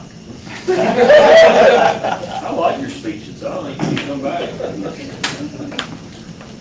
You can say that because you're a cotton guy. I have a special relationship with the cotton family. I guess y'all probably figured out that she and I were having a conversation, and I suggested that, I know we had put in the budget 10,000, which, we had put in the budget 10,000 for this coming year, and this request would be this coming year's allotment. And I know Dan and Jim and I went to training, and there were several speakers last week, especially one or two, that we have to make tough decisions sometimes as leaders. And a lot of times it's good to go ahead and make a tough decision if you know something, if you think something, you feel something is having a tough time making things work. Well, all in the meantime, from when we were at training last week until even today, Teresa and I had conversation about different things, and the amount of money that it takes the chamber to operate all year and the amount of money it was costing them to operate was running close. And on the support side of that, they made some changes. Like she said, it's going to save them 20%, at least 20%. And they made some changes. So I suggested to her that we could do, and it's just my suggestion, because it's up to us to decide if we want to make the donation or not. So I told her that I would suggest that we make a $5,000 donation now, and then in 6-8 months, we see how we think their house is in order, and if it satisfies us, then we can make the other $5,000 donation. So I shared that with her, and that's exactly what I shared with you, Teresa, right? Yeah, but it makes planning hard. Well, so, but anyhow, that's, Well, let me ask you a question. I think last year we gave y'all $10,000, if that's correct, right? Yes, sir, it is. In fact, only twice has fiscal court given money, was the last 2 fiscal years at $10,000 a year. Before that, we got nothing. If we get, you said $10,000, you won't be back for 2 years, what about if it just broke down for $5,000 a year, does that help you or hurt you, or? You ain't gonna be back for 2 years, I mean, that's $5,000 I mean, you give me a year. $5,000 down, we'll be back in here in January looking for the other 5. But she said she wouldn't be back. She Yeah, she didn't say somebody else. I I If you think give she me did that. $10,000 for this fiscal year, I will disappear. Kelly will be here, she'll do it. One of us will be here. That was pretty slick. so. But, and it's totally up to the court. Well, Court's decision. I would prefer we go ahead and give her the 10,000 now and let them take it and do what they want to with it, and we'll be done with it for 2 years. Second. No, not for 2 years. I said, you'd be done with me. You're on tape. No, I said I wouldn't be back. Teresa, quit while you're ahead. Jim, is that a motion? That's motion and second. We have a motion by Jim, seconded by Zach, to go ahead and make the $10,000 donation for the next fiscal year, starting July 1. I'll be in your office for the check July 1 day. For that 10,000 donation to the chamber. So we have a motion and a second on the floor. Any discussion? All right. All those in favor, raise your right hand. All right. All those opposed? So, no offense, but anyway. I take none as All right, business. so, but anyway, so it passes 5-1, the donation for 10,000 to the chamber. Thank you all. Thank you, gentlemen. I appreciate your support in us. Are we paying that now or No. next July? It's coming July. It'll be Next fiscal year. 24-25. Yeah, it's next fiscal year. I just wonder whether we need to do a transfer as well. I was there. Okay. Remember, 2 years now. You won't see me for 2 years. That's right. You might see the chamber. Well, thank you all. guys very much. Thank Appreciate you. you. All right, next we have Sheriff Andrew and Scott. And if you all would, could you address the lead, both of you? what you can share with us on the burger league. Yeah, I can go into great detail about it, but I can tell you, like, since January, these, or I think it's end of January, 1st of February, when we got the first report of some vehicle break-ins in the county. And then since then, we've, it might be, get hit 1 week, and then it might be 2 or 3 weeks, a month, and we get hit again. And then here, as of lately, we started getting hit more frequently. And we've been working with Metro and other surrounding agencies, because it's just not this county. It's Shelby, it's Bullitt, it's Oldham, it's Mount Washington, it's J-Town, it's other states. These ones we apprehended here recently were the worst of the bunch. They were actually stealing stuff out of state as far as Alabama. So they're doing this every night, and there's multiple individuals involved. I can tell you the vast majority of the individuals that was apprehended here recently, we have on video here. So we're working with Metro, Peace and Edmonds together, working on putting additional charges on, and working on getting federal charges on. One of the individuals I charged in 2021 in Shelby County as a detective, where he shot a house doing the same thing. So it's an ongoing issue. It's been going on for the past several years. Spencer County has been hit by it in the past. I don't know how many years ago it was. Y'all were hit. Y'all chased them back into Louisville, but it's been a couple of years, and it's kind of just reared its head up, gotten really bad this year. Anyways, go back to January, we got the budget approved for $1.1 million to get us to 24/7 coverage, and that just gave us an additional guy to get 2 guys out at night. We wanted at least 2 guys out at night, and that's all we can afford with this budget. Just once 2 out at night, and that's not counting vacation, sick time, all that kind of stuff. But guys have been working in the neighborhoods. Like unfortunately, the past 2 times we were hit, guys were both 10-15. Had somebody under arrest. We had, they're both had 2 individuals under arrest. They still have to answer calls for service. There's still a ton of responsibilities in the county outside of that issue, and our investigations, stuff of that nature. We got 2 guys in a 190 square mile area. I don't know what else to say part of that, but the investigation still is ongoing. Hopefully these individuals will be put away for quite some time.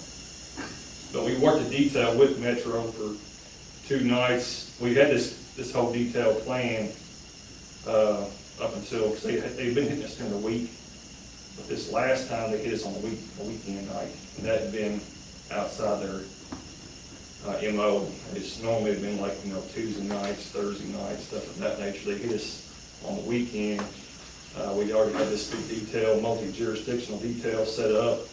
It worked. That's how we got them. We met Metro. We all had Metro radios. We was all swarming the neighborhoods and counties giving that information. We had the airship. We had little Metro SRT, their grapplers, all their canines. So it was a very well thought out plan. I was tickled to see it work. Outside of that, I don't know what's the good one. It's gonna be an ongoing problem. Yeah, it's not going going away. It's not going. It's going to happen. One thing that I noticed on this, one of the last times we were hit, is it was always subdivision. They pull in 4 or 5 guys in a car, 1 driver, dump them out, let them start hitting, pick them up, take off. Well, this last time, they actually hit a house right on the main part of 155, or 55 going from Sheffield. They'd never done that before. So they were evolving, and I think it was going to keep evolving. And just because we've apprehended this group, there's going to be replacements. We have come a long, long way in the sheriff's department, and that's directly related to support from Fiscal Board. That support's going to have to continue, and it's going to have to keep going up for us to be able to combat this stuff. You know, you think 1.1 million is a lot of money, but then when you think about how much stuff people are losing in their homes, and it's not just the material things people lose, it's their security they lose, their trust, their happiness to be living in our county and feeling safe. So we have to continue to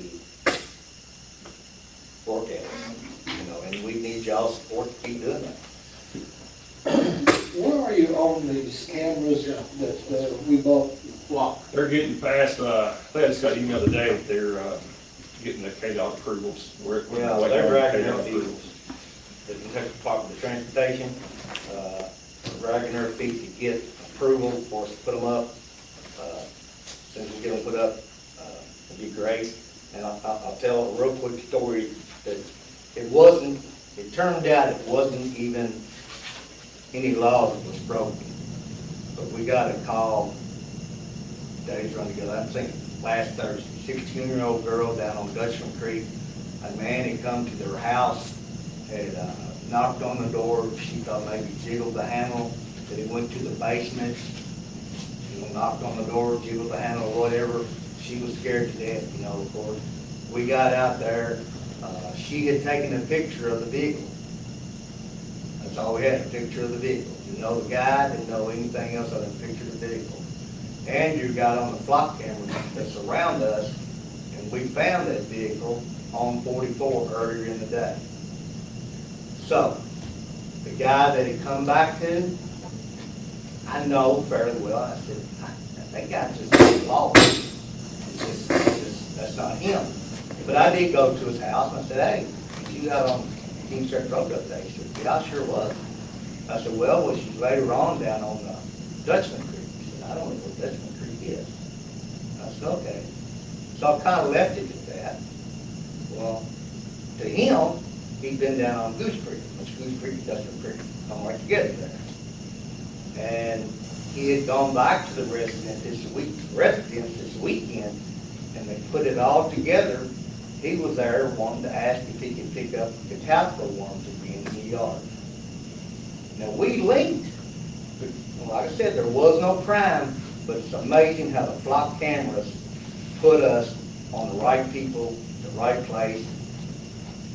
That's just a little tip of what this flock camera system will do. So, we're using it during all these steps too. Yeah, I can see everything. I think we have access to,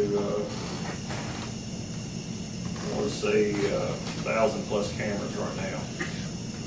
It's we have access to Golden Crossing cameras just in the last few days. Last week, yeah. So they're up, those are up. Those are up and operating, and they just granted us access to them. These thugs that are hitting, it seems like more Elk Creek area that way.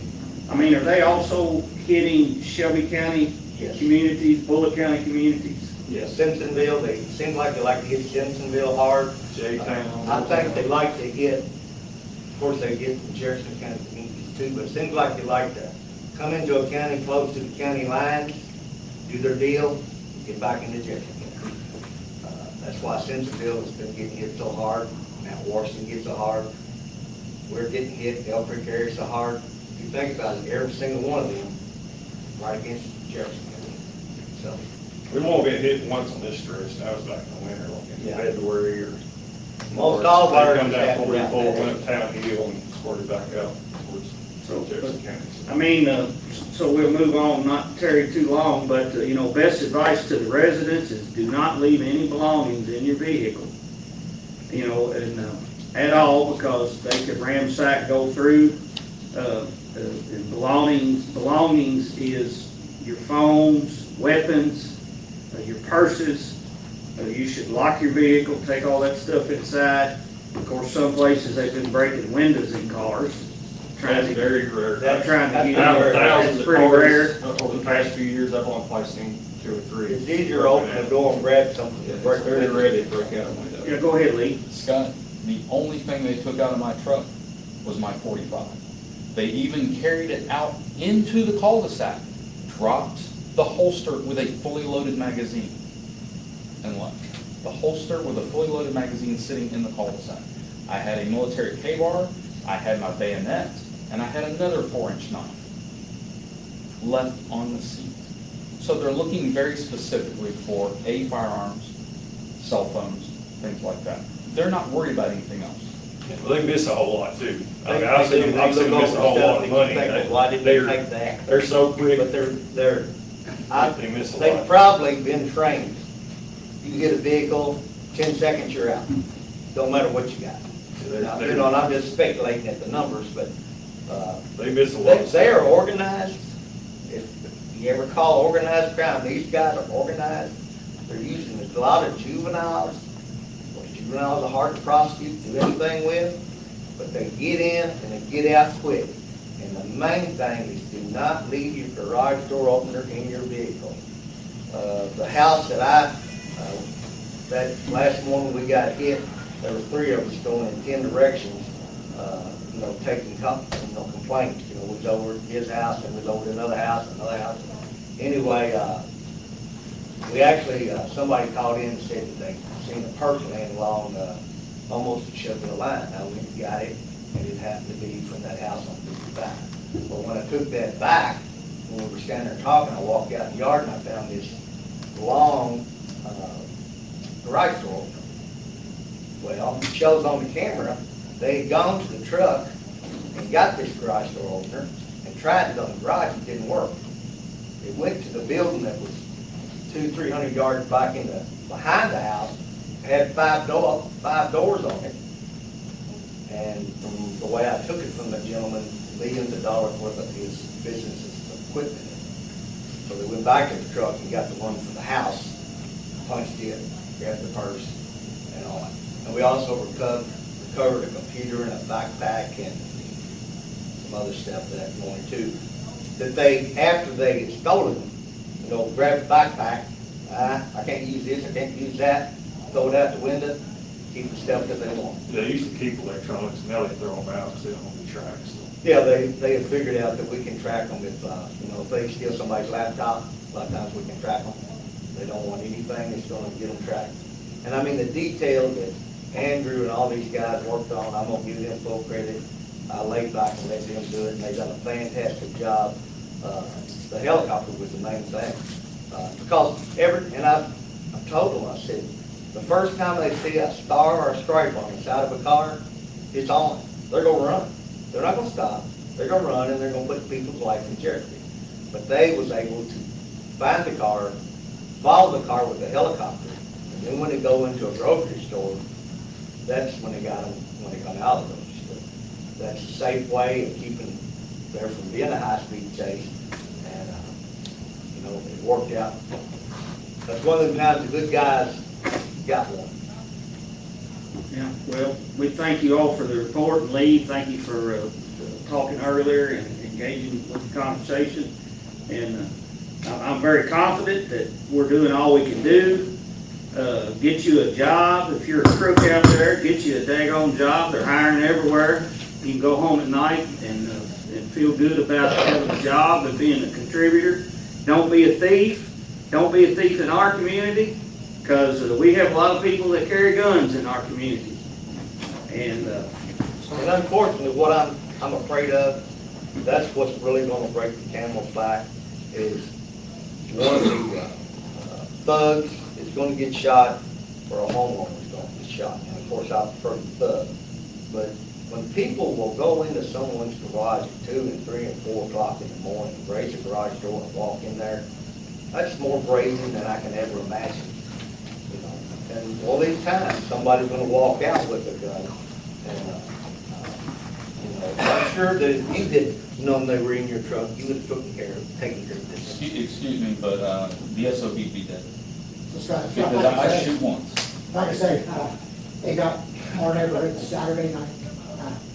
I live in one of the largest developments in the county. Not a single person knew they were in the neighborhood. Hit every street in the neighborhood, got in one of my vehicles. I mean, emergency vehicle parked in my driveway, and they're brave enough to go in there and try to get in the rest of the car. So that was my wake-up call from Deputy Barry at 8 in the morning. So these guys are out. You can't have an officer everywhere, a crime is being committed all at once. I It heard, shuts us down too when this stuff does happen. It's an all-day affair the next day, Yeah. taking all these reports and typing it up. But we take 6, 7 reports that morning, maybe 10, I don't know. And it's good. I know in the Silo Farms, you took at least 5. Yeah.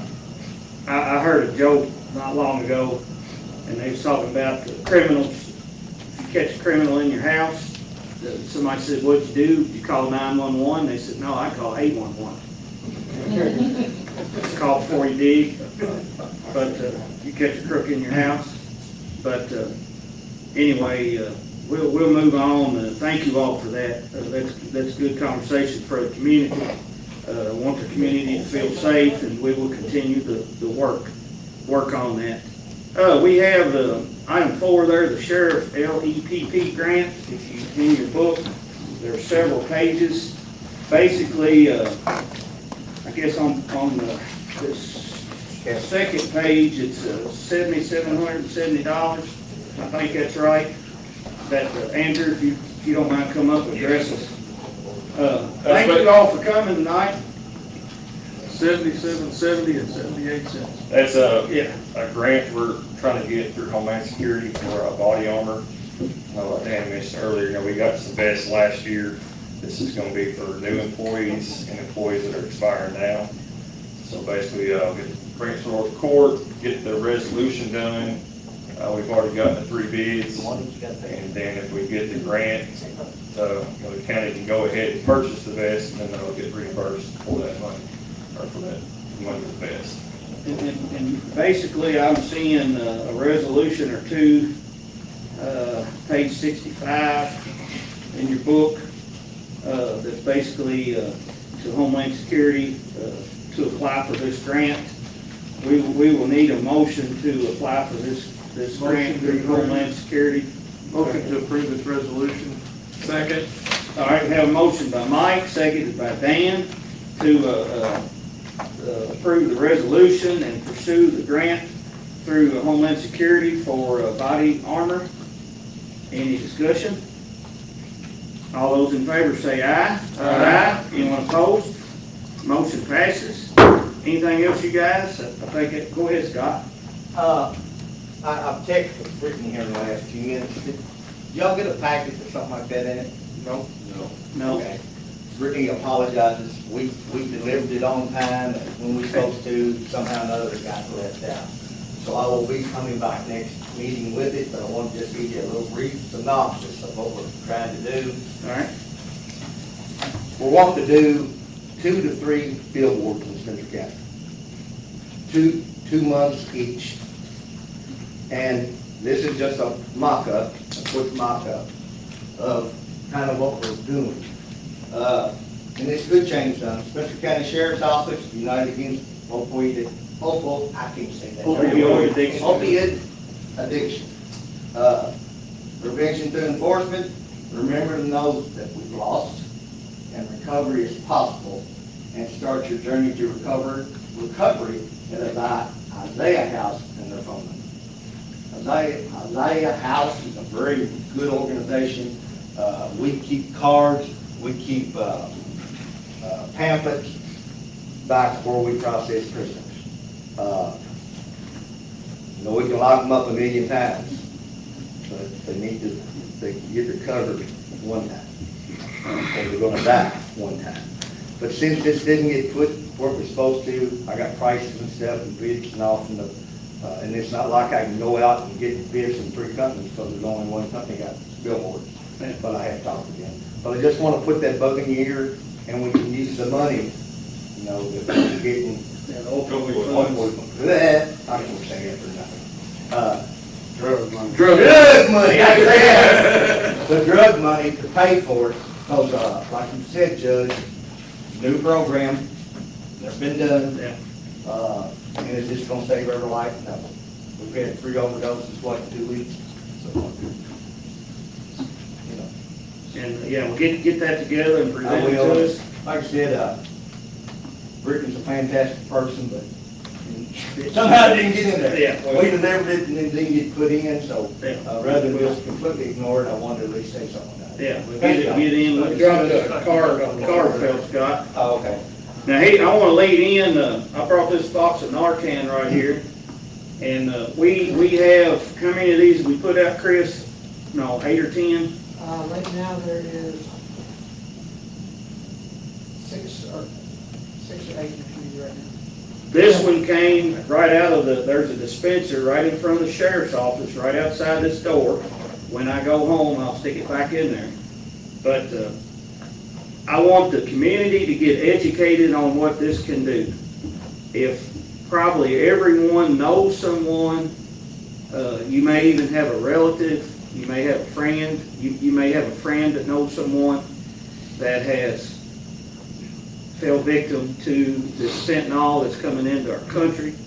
There was a speaker at the training that Dan and Jim and I were at, that was from Shelby County. That boy was from Shelby County. That he bought a pill that was supposed to be Xanax, and I mean it got it. But this Narcan, if you watch the YouTube videos, this Narcan, you just spray it in your nose like nose spray, and it can bring you back to life. It's amazing. Instructions on the back of the box. Well, you can read the instructions. Fix for emergency, break glass, read instructions. But I just want to tell the community, the health department is funding, which we pay tax dollars. Every resident in the county pays tax dollars to the local health department. And they have these boxes, like a newspaper box. They're blue. This is in there. It's available. If you have a family member that has an addiction, get a box and put it in your house, just in case. I would say that not just if you have a family member that has an addiction, because this kid, he just thought that, okay, him and his girlfriend, they were gonna stay in, they were gonna watch a movie, they bought a couple of Xanaxes and a bottle of wine. The mother told this story to our group. His Xanax had fentanyl in it, hers didn't.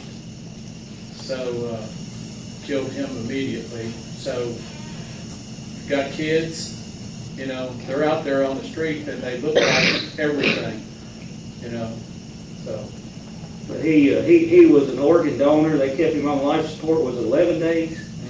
And he's 23 years old, and you know, his mother was up telling the story, and I mean, the whole place was almost in tears. But I want to tell the community that we have this. This is ready right now. It's free. You can get it, and we need to. Everyone in Spencer County needs to know what this means and what it can do. It'll save a life. So, and it's available, and we got it. So that's. Judge, just update. All of the boxes, all of the Narcan distribution boxes have been used, so people are taking advantage of it. I would add that we've seen in what we do a lot of lives saved by Narcan, and every life is valuable, is what we believe. So if someone has questions about it, they're free to come track one of us down, find one of our ambulances on the street, come to the office. We'd be more than happy to assist them if we can. Thank you, Chris. I've had people tell me, said, why are we enabling these people to do this? I said, that's not the way I look at it. I said, I'll tell you what, you ride with us, the next time we got somebody laying there, if that box can save their life, I'll hand it to you and you play God. I'm not playing God, and I know Chris and his people aren't either. If someone can be saved, if they can be saved, they can recover. If they're dead, they can never recover. So that's the way I try to explain to people. You know, we're not enabling it, it's already out there. We're just trying to save people to so where maybe somehow we get them the help they need and get them recovered.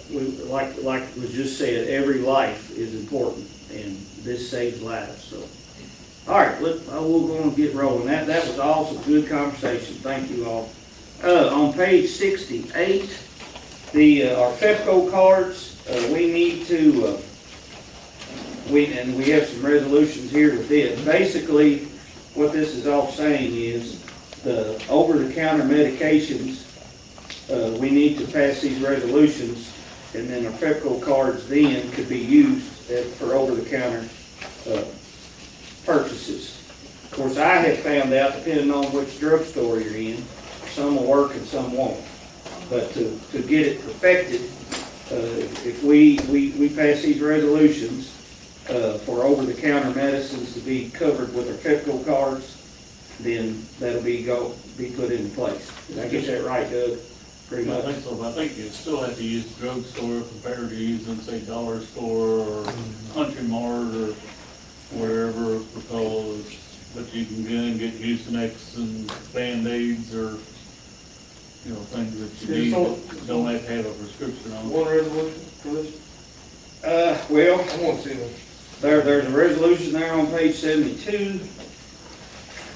I know that one. And then there's another one on page 70. Well, that's an amendment to the health reimbursement arrangement that adds over-the-counter. And then if you would like to put a motion to pass the amendment to the health reimbursement arrangement and to also pass the resolution to allow over-the-counter drugs to be used on I Fiscal. make a motion to pass the amendment and the resolution to allow the benefits card to cover over-the-counter medication. All right, we have a motion by Mike, seconded by Will, to approve the amendment and the resolution to allow the Fiscal cards to pay for over-the-counter medicines and drugs. Any discussion? Hearing none, all those in favor say aye. Aye. Anyone opposed? Motion passes. All right, I need to pass out, should have done pass it out. In our budget that we passed, we have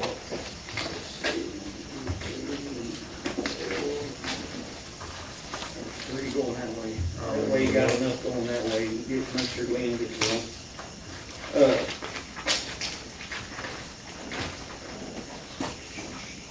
Just about there. Basically, this is a new page 76 for your book. In the budget that we passed, if y'all remember, that included a 50 cent per hour for full-time employees. It doesn't include the fee offices, but that also wouldn't include, and I added, you see the 5 bullet points down below, and we'll discuss them, but the additional 50 cents an hour to the two EMS, the director and the deputy director. It's 2,080 hours a year, I think, Doug, on full-time. That would add 50 cents on those. And then, of course, the court voted to do the 3.4%. A year ago, we didn't do the 6% or whatever it was last year for the jailer or the coroner, so I wanted to include that. It would add those two amounts to each of those. And then also, I wanted to put on here $18.62 for the new hires on the ambulance, on the EMS, Chris. For the 12-hour shift. For the two 12-hour shifts. The other figures that we discussed, I don't have them on here, but we'll catch them in another meeting. Okay. So, but I wanted to get those included, so. Quick question. Yes. Maybe Corey can answer this. If the jailer or the coroner are elected, do we raise their pay or is that set by law? I believe those can be paid, and mine can't be adjusted until the budget preceding a new term. Okay. I just didn't know about them, because I know like, you know, the sheriff and the clerk, they got their own thing going. I don't know if the jailer and the coroner know that too. I believe they can. Okay, well, how that worked, and Doug can correct me, and Lynn can correct me, That's fine. but the sheriff, the clerk, and the county judge, the state mandated it. And then y'all remember fiscal court voted it for you guys. I just didn't know if the jailer or the coroner was mandated or not. Well, they can be raised if we agree to Okay. give it to them. That's why I included it here. And I didn't know that a year ago, or I would have included it a year ago, but since I learned it this year, I wanted to include that. And, So is this informational or do we need to vote on it? we need to vote on these, and they'll be starting in July. Motion to approve the raises. Second. All right, we have a motion by Will, seconded by Zach, to approve the raises that were listed here on this cover sheet. Any discussion? All those in favor say aye. Aye. Anyone opposed? Motion passes. All right, the mowing quote, which we discussed that earlier. Oh, and you got one in here for all the other employees, is that just the? That's the same Oh, one. okay, all right, go ahead. Yeah, well, but basically I didn't have them You underneath. replaced it, but, okay. Yeah, that sheet cover replaced those. we talked about the mowing quote. Okay, on page 84, we've got a maintenance truck. There's been some discussion about, of course, we have a maintenance fella, and the truck he drives gets some age on it. It's a half-ton truck. This truck here would be very, very more desirable because he could have all his tools here. This is a 1-ton truck. It's F-350. It could pull the trailers. He would be very much more efficient having a truck similar to this. So the equipment committee asked that we put this on the agenda for discussion tonight. I looked at this truck and drove this truck, and it was Taylor Bradley's truck. I mean, you guys know him. He's a local business guy in the community there. Just bought a new one and got rid of that one. I actually sold it at David's. And the gentleman that bought it sells cars, and he just said he paid $1,000 more than he paid for it. But I drove it, runs good. The only thing wrong with it, you can see the one dent in the picture, and it has just a real small exhaust leak, but I don't think we'd ever need to fix it. But I looked for some other trucks for a while for something that's pretty decent. It's hard to come by at a decent price. So this was available? Yes, sir. So you think we already did? I think we should, and I think we have a good maintenance guy, get Well, the yeah. best tools he can get, you know? And like you give, And I think it's already a good truck for the money. fire truck to go to the recycling center. Yeah. Or to replace that red F-150 they've got, we've been having a lot of trouble out of it, so. Yeah. Yeah, the truck that maintenance guy has now can go to another needed area. And I would like to take, that red truck as a, just temporary, until Brian has that one, until we get something else. Yeah, Brian the parts. he just wants the fire truck just in case they're split up and home, or he has to run off and ain't leaving the guys without a truck. Motion approved. All right, is there a second? Second. All right, we have a motion by Mike, second by Dan, to approve the purchase of $22,000 for the F-350 dually for maintenance, this used truck. Any discussion? All those in favor say aye. Aye. Anyone opposed? Motion passes. I'll make a motion based off Will's recommendation. Thank you, sir. All right, thank you all. Tell everyone that in case it blows out. That's what I was gonna put it on the record. I have one thing under old business, I asked to get it put in here, but it didn't get put in here. Follow up on the Heritage Hills. I think the end of June was supposed to be the deadline. I've got some news on that. Okay. All right, that's still a deadline. And Todd and younger Mr. Lawson, Nathan and Todd and the owners out there were all in discussion on what we needed to do and what we needed done. And there's actually a driveway that's somewhat built out in the county right-of-way that may need to be surveyed. I don't know if you even know all this, Corey. I don't know if I shared it with you. I don't think so. All right, so, but There was a question as to where, ending and beginning point was, yeah. yeah, well, the distance, they have an agreement, the owners have an agreement signed where they agree to what the developer is supposed to complete. And that's what we're holding to the fire. And of course, they're wanting to go like further down the road where they don't have to go further down the road. So they're gonna go to where they need to go. Todd already has a price for the blacktop to get it done. And as far as coming in, it needs some soil, it needs some rock. They know what to get done with that. The only thing that may hold up is if they have to get a surveyor, because you can't get a surveyor just like that. I do need to follow up with our county surveyor. If you would, don't let me forget that, Corey, we'll follow up with Jamie Brown, to get where the middle of the road is itemized. But as far as the money's at the bank, the Lawsons have agreed to do the work.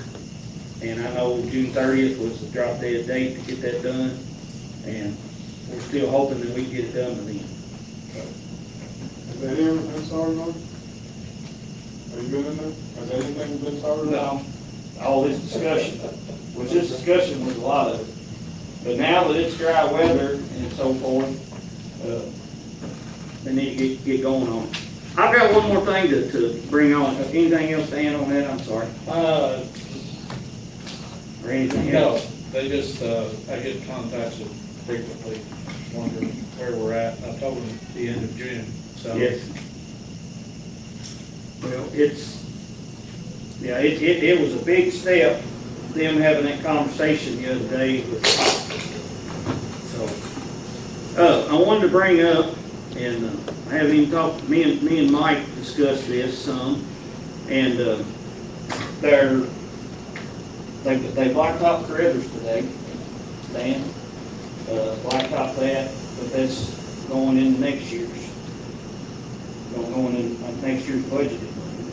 I'm still waiting on the memorandums that I gotta get from Frankfurt to get the discretionary money and the flex money. But, when we blacktopped out at Waterford, at, Julia Ford. yeah, I can't think of minutes. Julia Court, Betty Court, and Cochran Drive. But we did Charlene Court and another court, and then they plowed the sod on the road. And apparently everyone back in there, bug got on Mike pretty hard. Why didn't they blacktop the rest of it? So I called Todd, and we're putting 1.5 inches on right now, is what we're putting on. The state requires 1 inch. So if you drug it down, if we had drug all the budgeted roads down to 1.25 inches, that would have saved enough to blacktop all of these roads. But I don't know that that's a good move, because that 1/4 inch could add several years to the life of the road. But for Mike, and again, Mike didn't ask me to bring this up tonight, me and him was just texting, and I shared in his constituents concerned about this road. But for about 30 to 35,000, if we want to take budgeted money, we could complete this neighborhood and it'd all be done. So. Is the rest of the neighborhood road in bad shape? This It's right here when you turn into Cochran Hill, the subdivision. Well, it's the one that shares the. Red Barn. It's with Red Barn. Shares Yeah, the the one, right. Shares. I drove in there and It does look kind of bad. it's not terrible. It's not perfect. So I mean, is there big potholes in it, or just No. cracks a little bit or something? there's cracks, there's some little bit of unevenness. It's not terrible. We have worse roads, but we have worse roads. But anyhow, this would complete, and it's really important to, if we complete this neighborhood, it probably won't need touching for 20 years. Well, that was gonna be my argument, it's a light traffic neighborhood, and I was just gonna say, if you just went ahead and finished it out, you wouldn't have to worry about that whole neighborhood for a very, very long time. And then we are finishing 2 or 3 neighborhoods, and then there's some budgeted roads that's finished, like Woodland Hills. I think it's knocking that one out. I mean, it's a tremendous accomplishment, I think, for us as a court, finishing neighborhoods. Where they ended that one, it just ended, it looks like it's like just stopped like on a picture, like right in the middle of the road, you know, right there. I mean, I could see the complaint, and, you know, if the road was like perfect, and I'd say, no, we ain't gonna worry about it, but, you know, it is showing, you know, some weathering, just because it's not potholed out, doesn't mean it won't do the cracking, you know, in 1 or 2 years. So I thought, well, I'd bring it up for you guys and see if y'all would consider just finishing it out, and we probably won't have to look at it, but he's right, probably 20 years to be outside out now. And probably, you could probably get by with 1.25 inches, and you'd be closer to the 30,000. And of course, we've got the cheaper price locked in. I mean, I think you can put an engine. That's what I was gonna say. I mean, How many houses are back there? 10? No, there's more. No, there's several. No, there's probably 30 or. I mean, but if you want to put, Where it ends right now? Huh? From where it ends right now? Oh, yeah, but well, pretty much where it ends, probably at least half the neighborhood has to drive on the old, everybody has to drive on the old part to get out, I guess. You know, you know, I think we should stick with the inch and a half what we're doing, instead of trying to cut costs by putting less blacktop on it, you know. We're not engineers, road engineers, none of us, we know about it, but let's just keep it the way we've done it, an inch and a half, and be done with it, whatever it costs. So, but anyway, I'll entertain a motion if you wanna commit up to 35,000, that should more than cover it. I'll make that motion. And it would be Cochran Drive, Julia Court, and Betty Court. And that'll finish that subdivision. So moved. All right, have a motion by Mike, is there a second? Second. Seconded by Jim, to finish this subdivision. Blacktop it up to 35,000. Any discussion? All those in favor say aye. Aye. Anyone opposed? Motion passes. We'll take care of that. That's good, and that'll be, of course, that'll be in next year's blacktop budget. So it should be done this year, but it won't be till after July, right? Or it could be next spring? I mean, Mago is out hustling, Right. and they're, you know, they're blacktop forever. I'm just asking because I know I'll get more phone calls. Well, It's just, supposed to be blacktop the gravel road this afternoon, they got to, I mean, they're blacktopping some of these July roads, but, you know, we made it flat out to them, you know, when we get a PO, you gotta keep it straight, so they're eager to blacktop. It'll be in next year's, and then the work will be done. What we're after is getting the work done. Hopefully that'll take a load off of you, Mike. I appreciate it. You're welcome. The May financial reports, again, on page 88, $44,937 for people in jail. If you stay out of jail, we can blacktop 2 or 3 more roads. Right, Cheryl? That's right. Please stay out of jail. One of the speakers the other day, when Dan and Jim and I, well, you wasn't at this one, this was a county judge's meeting, but he, I forget which county, he has 6,100 residents, he has a $3 million budget, and he pays 500-some thousand a year for inmates. A fifth of his budget is keeping folks in jail. And I was comparing to us, you know, I felt pretty good about us after I heard his poor story. But He had a drug problem, didn't he? it's a terrible, I don't know what he's paying, you know, per night, but they tossed some ideas around, and one of them was, and they wanted a unified voice. One of them was rocket docket, if they can get them in, get them out of court faster. And then another one is when you become an inmate, you lose your Medicaid and all, the county has to pay your medical bills. That could be addressed nationally. So I think there'll be a unified front on trying to, if people need to be in jail, sheriff, they need to be in jail. But anyway. Well, I got a letter from a judge a long time ago, when it says shall, we shall. Right, yeah. So any warrants, it says shall, and we shall. Yeah, they go to jail. But anyway, the bills, I saw that, I circled just a few things, but I wanted to point out a few of them. We still need to work on the bills at the Elk Creek Animal Hospital. Now, on that, I looked at that, and we spent almost $4,500 just on this go-round on animal shelter bills. So I talked to the vet at the Humane Society and asked if we had used their service at all, and they said no. Well, we need to be, and we will communicate that. That's one thing on the bills. It's like, it seems like when we took mid-4 to Dartage, it seems like these prices are awful expensive. Over $4,200 for hub assembly. No, it was more than a hub assembly, but that was one we voted on. $338 for a battery. And usually there's more than just the battery, but. Well, I'm gonna start getting a breakdown of it, because we don't know what we're getting for what we're paying for. Yeah, we do. I mean, come in the office anytime and we'll show you any of them. Who's got time for that? Well, Scott on the bills. Oh, he's got a whole laundry list over here. None of the transfers are on the transfer list on the last page. okay, Well, then the two transfers were transferring some FEMA money we received, put back in the general fund, and then money to the jail fund. I don't know what happened, I just now looked at my transfer list and I realized, but I kept this copy when I put it together when they typed up the list. Yeah.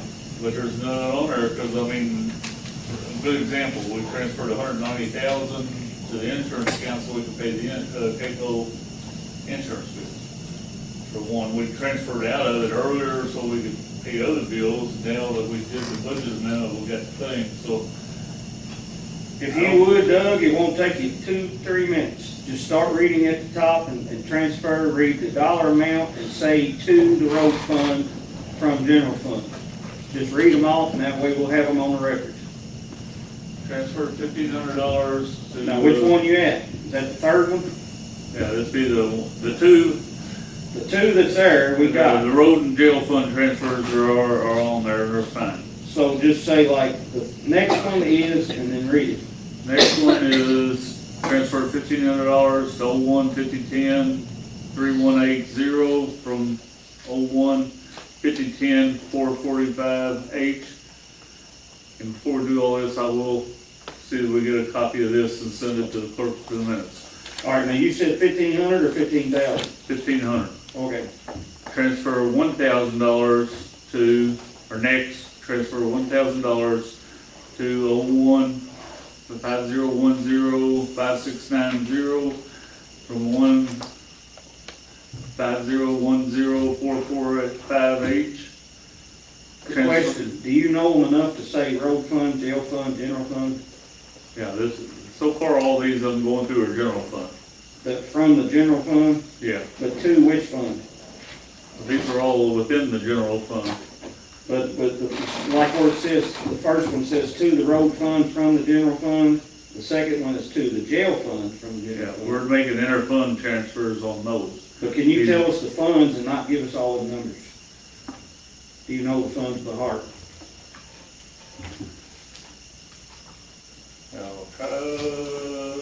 In case I need a reference on some of them. All right.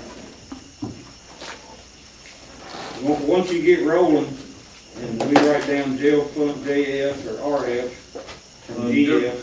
Okay, the next one, $7,000 from sheriff deputy account to sheriff secretary, to the sheriff deputy account from the sheriff secretary account. Transfer $1,500 to sheriff office supplies from reserve for transfers. All right. General fund, transfer $400 to sheriff building maintenance from reserve for transfers. All right. Next, transfer $1,500 to sheriff vehicle maintenance from reserve for transfer. Transfer $100 to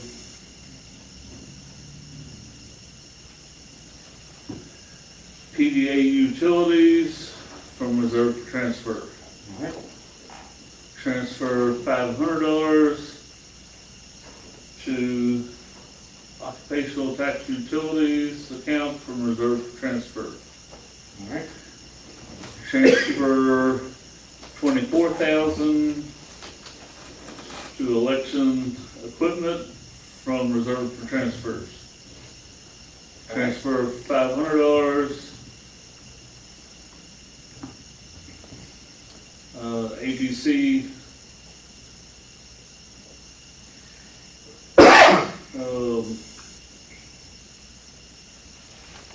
from reserve for transfer. All right. Transfer $300. I'm making a jump here. Few pages. It deals with animal control equipment supplies from reserve for transfers. All right. Transfer $3,500 to animal control medical bills from reserve for transfers. Transfer $500 to recycling utilities from reserve for transfers. All right. Transfer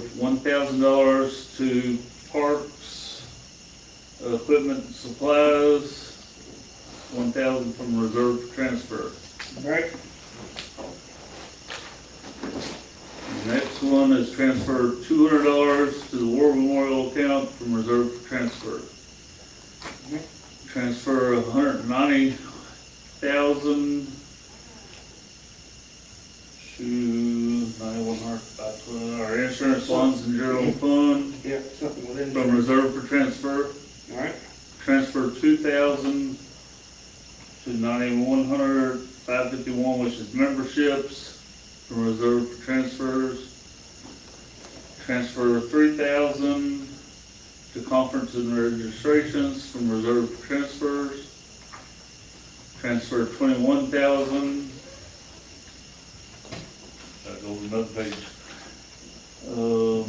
Unemployment insurance from reserve for transfers. Transfer 120,000 to workers' comp insurance from reserve for transfers. Yeah. Transfer 10,000 to community events from reserve for transfers. All right. And the last one on the general fund is transferring $20,000 to pay for the vehicle on maintenance from reserve for transfers. And the road fund is transferred $500. Office supplies from reserve for transfers in the road fund. Transfer $1,000 to road materials and supplies from road transfer. Transfer 2,000 to the fuel account in the road fund from reserve for transfers. Transfer 21,000 to the payment on the mowers, on the mower parts and so forth, on the bush hogs we discussed. We haven't paid for them yet. From reserve for transfers, transfer 6,000. Hitting bridge account from reserve for transfers. Transfer 3,000 to the vehicle maintenance in the road fund. From reserve for transfers. And then we got one in the jail fund, transfer $500 to conferences and jailer association stuff, $500, and transferring it from the housing account. And I apologize if that wasn't on there, and I didn't notice it until tonight. Well, and That's one reason I kept the list after I put them together, because they said they'd take them all in. and then, I added that, I finished up on the general, I added it tonight. Doug, I thank you for that, and this is an educational experience for all of us. This gives us an understanding of, you got to have the money in the line when you expend it, and this is part of what Doug does all day. You all noticed we had to put like $100 for the PVA account for utilities or something. Not to cut you off. Yeah. Do you need to do something for the vehicle? We did. He already did. I added it on there. Yeah, it's on there. We just all run together here. Yeah. I'm not apologizing, when y'all try to read through my hand scratching. Judge, I have a question also. Go ahead. Why are we paying for the 2023 tax board of assessor meeting? Because we never paid for it last year, we didn't just receive the bill the other day from him. No. You have this because you sent this back saying you couldn't pay for 5 people. This was submitted on June 23rd of last year. Yeah, I remember we couldn't pay for 5 people. Why did we get 5 people submitted? Can we only pay for 4? You can only pay, apparently can only pay for 4, but you didn't pay for any. All right, well, it's a good thing we called it and we're paying it now. That'd be good? We got them on the bill, they're on the extra bill sheet, to pay for the 2023 meeting. Motion to pay the bills, make the transfer. Second. All right, have a motion by Mike, seconded by Zach to pay the bills and make the transfers. Any discussion? Hearing none, all those in favor say aye. Aye. Anyone opposed? Motion passes. That's all we have, but we do have an executive session we need to go into. So we entertain a motion to go into executive session. Motion to go into executive session for which one? K, B, 61-810, letter B. And, this shouldn't take too long. We won't say it here. or- Hey, Judge. Stay in here. I got a question. I'm Yeah. not sure. Is it, am I supposed to stay to guard this, or am I free to leave? I don't, I don't know what I that think we're good tonight. is. Okay, I just want to know. I appreciate you asking. Anytime if I'm getting up to leave, you still want me to stick around. let me know.